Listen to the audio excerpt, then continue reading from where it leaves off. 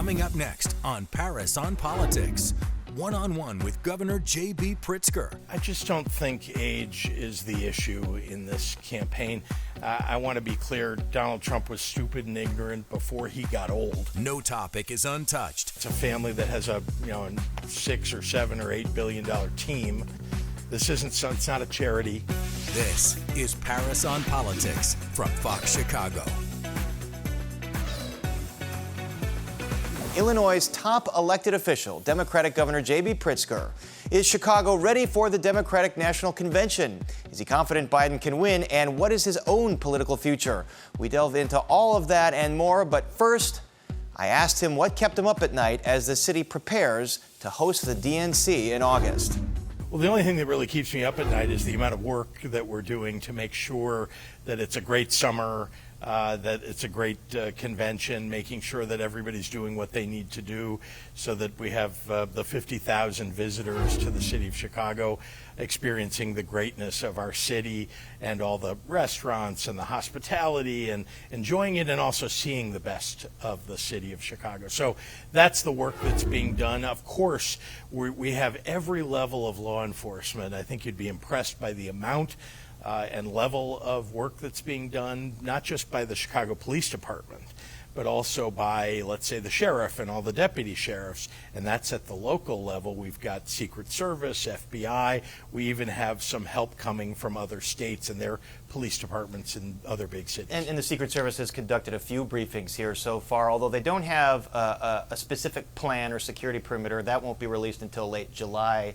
They said the Chicago Inspector General said CPD has made significant gains in terms of policing these mass events since 2020, but still has a ways to go in terms of mass gatherings, de-escalation, and then respecting First and Fourth Amendment rights. Do you share some of those concerns? Well, I'm always concerned to make sure that people's rights are being protected. I think that the commentary that was coming from the IG early and maybe a month or so ago was maybe her not knowing how much training has been going on, because both the Milwaukee Police Department for the Republican Convention and the Chicago Police Department have actually been getting a significant amount of training for the conventions that are coming to our respective cities. And I don't think she may have been aware of that when she made the comments. I was, and I'm actually pleased. I think that Superintendent Snelling has done a great job of working with all levels of government. We also have our Illinois State Police, I should give credit to them as well, working with all of these other levels. The amount of coordination that's gone on is really unprecedented. And so that, I believe, is enough for people to know that a lot of attention is being paid to keeping people safe, keeping the protesters, rights protected, as well as as I say, the many visitors that are coming from around the world, as well as around the United States. And specifically because the country's in this climate right now, given what's happening in Israel and Gaza, you've seen the protests bubble up on college campuses. Is this a situation that reminds you at all of 1968, or could rise to a level similar to that, just with the unrest, the level of unrest over this conflict? Well, I think people have forgotten that we have since held a Democratic Convention in Chicago in 1996, and for those of us that were old enough to have attended and been a part of it, it was one of the best conventions that's been done any time in my lifetime. The Macarena notwithstanding. Okay, well, I don't think you'll see that at this convention.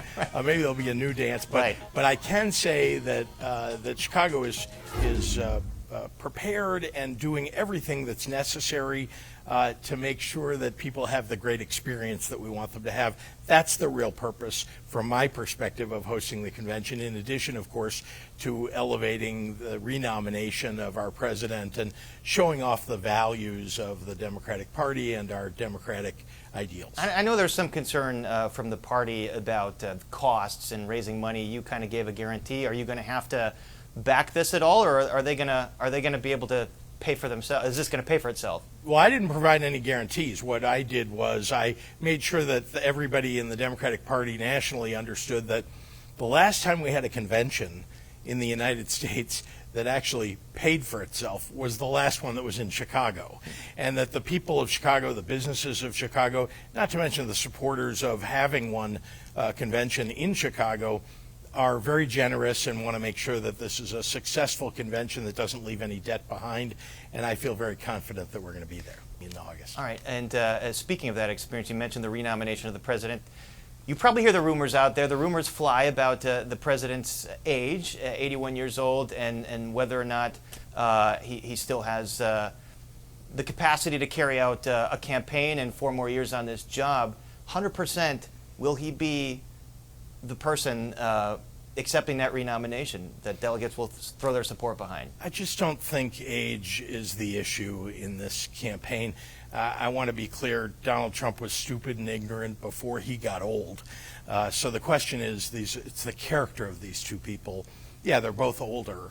The question is, what kind of a person do you want running the country? Do you want somebody who genuinely cares about people, who wears empathy on his sleeve, and who's demonstrated it in public service over 40 years? Or do you want somebody who's frankly erratic, chaotic, does not care about the American people, and proved it over 4 years as president, and is a convicted felon, has been adjudicated, someone who commits a sexual assault, and I think people will, when they go into the voting booth, they'll be weighing those two things: the character of these two people, and also what Joe Biden has done to really help lift up those who are working class, those who are middle class, and the fact that Donald Trump really cares only about the wealthiest people in the country. There's always these rumors, though, that perhaps there's a plan B, that folks like yourselves, other prominent governors, or folks in the Democratic Party are talking about perhaps the president gracefully steps aside and decides to endorse someone else for delegates to throw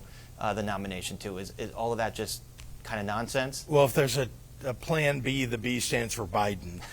We want Joe Biden to be our president. That's who we're nominating in August. That's who we're electing in November. You were up in Wisconsin recently. The New York Times wrote about you kind of taking this prominent role as the nation's foremost attack dog. Is this a role that you like? Kind of going on the attack against Donald Trump, kind of more prominent than other Democratic politicians in the country? I'm not sure it comes naturally to me. I'm not somebody who looks for a conflict to get engaged in. But sometimes the conflict shows up at your door. Donald Trump is the conflict. He's the one that's dividing the country. He's the one that, frankly, talks about jailing his enemies. He's the one who has brought policies when he was president that were just bad for a majority of working class, middle class families. And so I don't look for that conflict, but the truth is that Donald Trump is waging a war on, I think, American values. And so we've all got to step up and talk about, I think, the things that will remind people the difference between these two people. Again, somebody who genuinely cares about the American people, and somebody in Donald Trump who is always been selfish. We all know he's a narcissist. It's almost that people have started to think it's normal. It's not normal. That's not and especially when I think about the values of people in Illinois, what Donald Trump stands for is something that I think most Illinoisans find abhorrent. And you've not been hesitant to mention that he is now a convicted felon. Do you believe more of your fellow Democrats should kind of follow your lead on this and maybe harshen their rhetoric?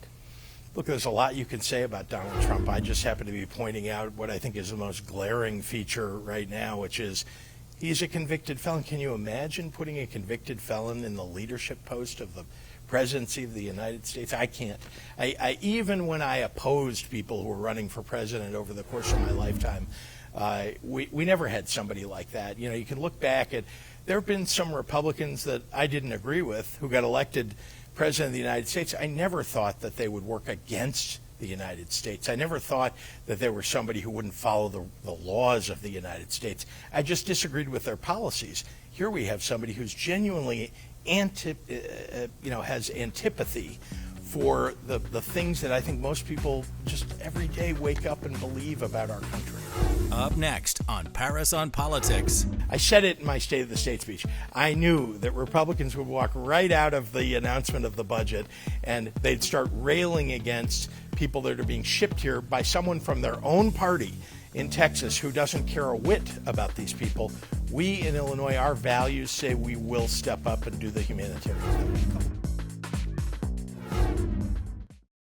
Everywhere you look, you have history of the Tribune. Chicago's most unique skyscraper, restored and reimagined. Ooh, behind the curtain. During construction, countless time capsules were discovered, Had a letter from the sports editor of the Chicago Tribune, including the most significant relic from the biggest scandal in Chicago sports history. What other wonders does the tower hold? Streaming on your smart TV, only at Fox 32 on Fox Local. Search Fox Local on these streaming platforms. Download and watch today. We're going to the Crown. Let's do it.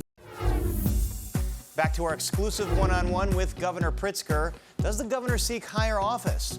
So, Governor, you're speaking in Wisconsin among a prominent group of Democrats. You have a national committee on abortion rights. Got the Democratic National Convention here in Chicago in 2024.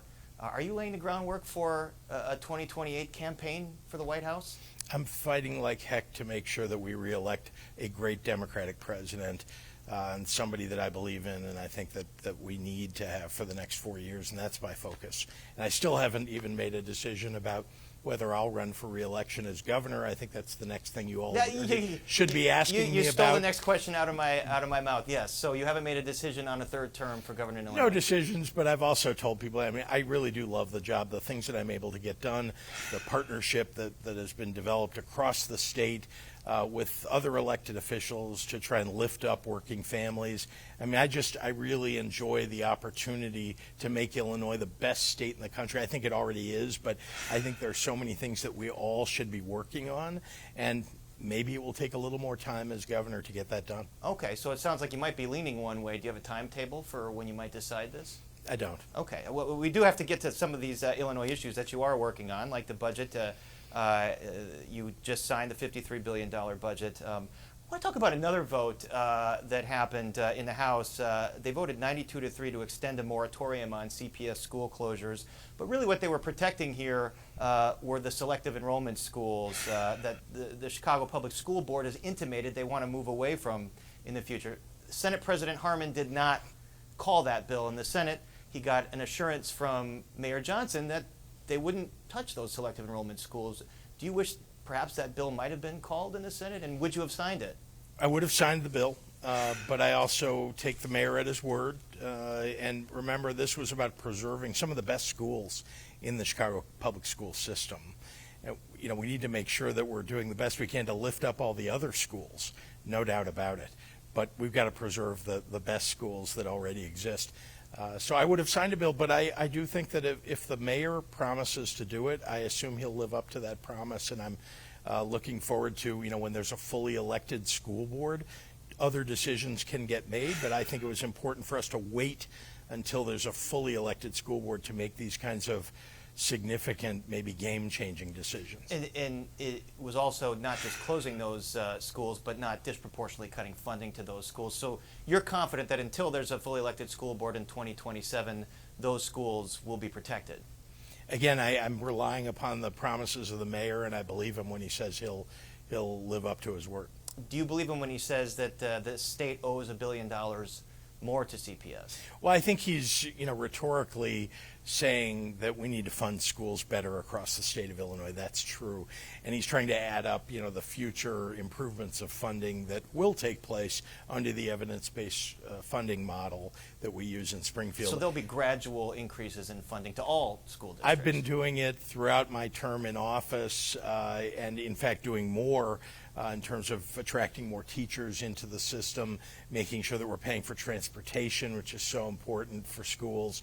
But Chicago is 20% of the population of the state of Illinois, a very important part of the state, but there's 80% that's outside of Chicago. They are also part of the school funding formula, and we're going to make sure that we're improving education funding for all of them.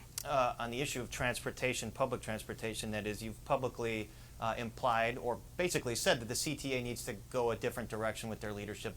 What's gone wrong at the CTA, do you think? Well, let's start with the pandemic.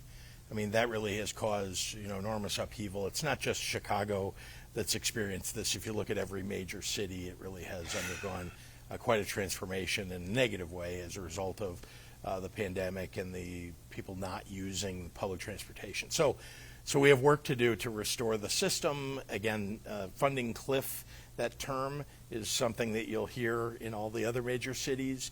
And everybody's trying to deal with it. I think that's an important part of what we have in Springfield, is something that we'll work on, but it's not just Springfield. The city of Chicago has to be involved in it. The ridership, we've got to figure out how to make it, cost effective and, to run the system. And then I think the federal government ought to be stepping up here too. This is a federal problem.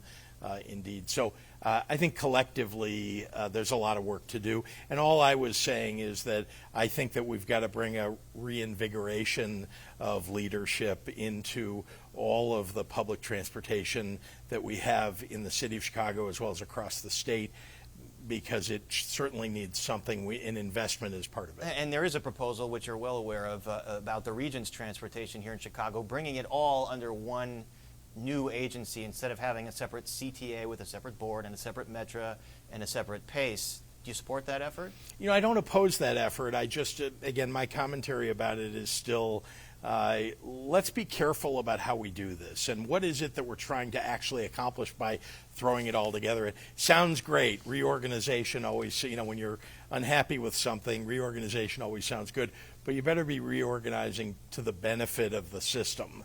And so that's all I was saying is, passing a bill as was introduced in Springfield to just throw them all together without having some hearings, without hearing from all three of the agencies about what they think they need to do better, I think is folly. So there's a lot more to go in terms of investigating that effort. I want to bring it back to migrants really quickly. The biggest thing Republicans criticized in your budget was the money spent on migrants, and specifically the new arrivals, asylum seekers, which are part of that $440 million in health care costs. Are these costs sustainable for the long term, year over year? Well, they've been providing what I would describe as disinformation about it. There's $182 million that we put forward for migrants. Separate from the health care, separate from... Yeah, which is a separate question about, something that had we never seen any asylum seekers, the question is, how do you handle health care when people are showing up in emergency rooms, the most expensive place for somebody to get health care, when if you just let them have see a doctor earlier on, maybe they wouldn't end up needing a hospital bed. And so that's a separate question. The question, though, is an immediate question about the asylum seekers that are, again, being shipped here that we had to, manage as best we could starting in August of 2022. And that's something that I think all of us together need to take some responsibility for, since it's been foisted upon our state, not just on the city of Chicago. These folks have been dropped off in suburban areas, and they've been thrown onto aircraft. People have bought tickets for them to send them to Chicago, and not just to the city of Chicago. They've landed, they've sent aircraft to Rockford and Gary, and then put them on buses and sent them to Chicago. So, this is all something that no notice was given to the city of Chicago or the state of Illinois, and we have to deal with it. So we're dealing with it in the most cost-effective way that we can find to do that. And this is a shared burden between the state, the city, and the county. And I do want to pay special attention to the fact that Tony Preckwinkle really stepped up in a way that I think most people probably would have found unexpected if you didn't already know that Tony Preckwinkle really cares about the conditions that people are living in across the city and the county. So I give her a lot of credit, but the mayor too. This has been a difficult endeavor. Again, one foisted upon us. If we could choose something else, we would. We would choose that the federal government would have stepped up and done more about the arrival of asylum seekers in Texas, and the fact that the Texas governor is shipping them everywhere. We're not the only recipient state, but I'm pleased with the way things gone, and I know Republicans, I said it in my State of the State speech, I knew that Republicans would walk right out of the announcement of the budget and they'd start railing against people that are being shipped here by someone from their own party in Texas who doesn't care a whit about these people. We in Illinois, our values say we will step up and do the humanitarian. Up next on Paris on Politics. This it's not a charity. It's a family that has a $6 or $7 or $8 billion team.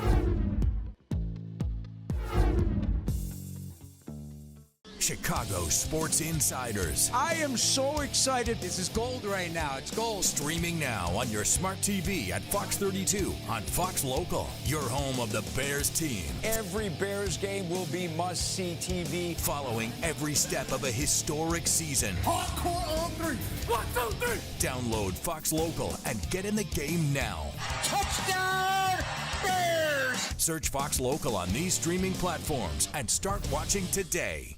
How did the leader of a small village become known as the worst mayor in America? She cannot continue to intimidate and gangster her way through this. From showy billboards and expensive police bodyguards to Vegas trips and retaliation allegations, we bring you an inside look into Mayor Tiffany Henyard and the drama in Dolton.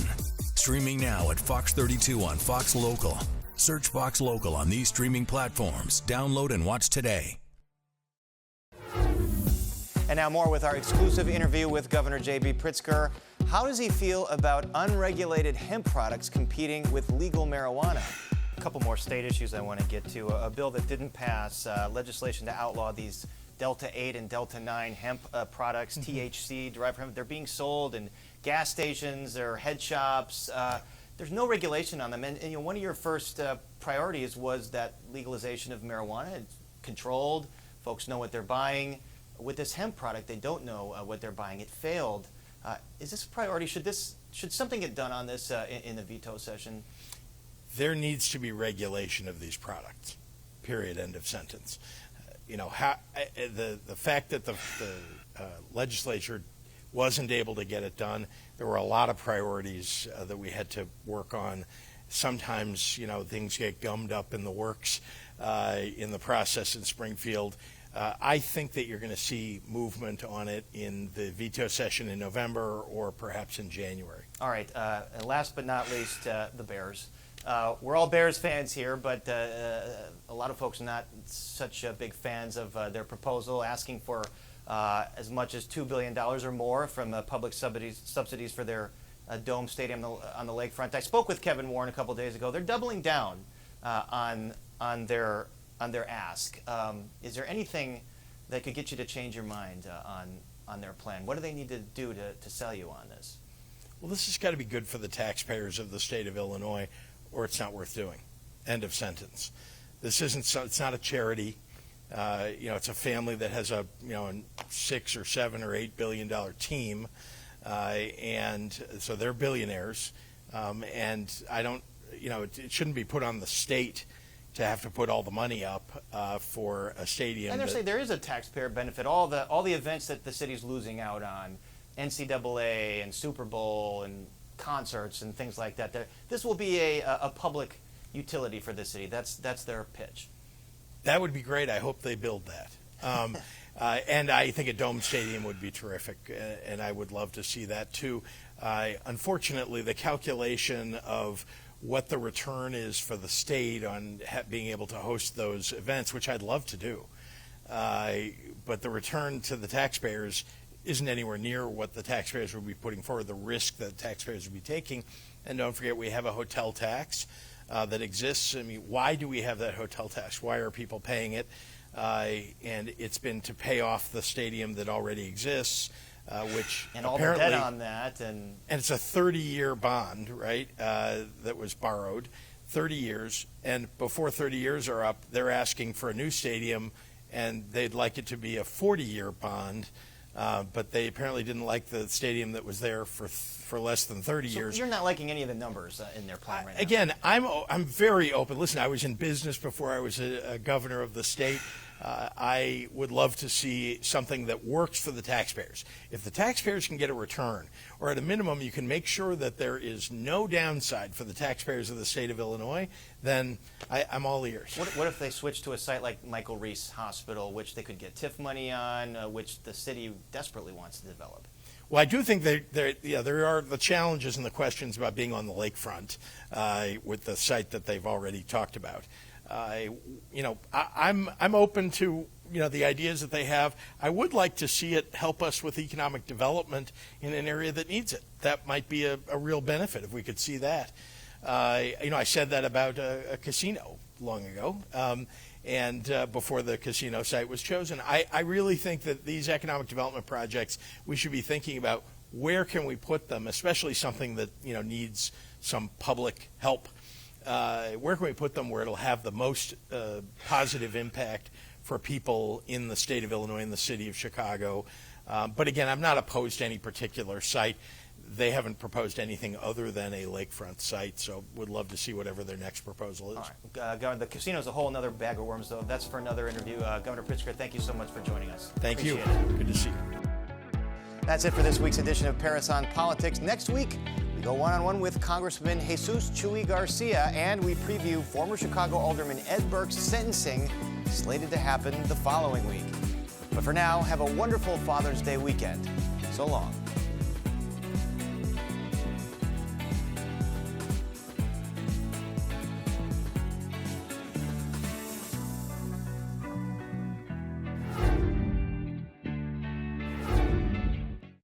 See Chicago with a new perspective. Join Fox 32's drone pilots for the ultimate Chicago tour.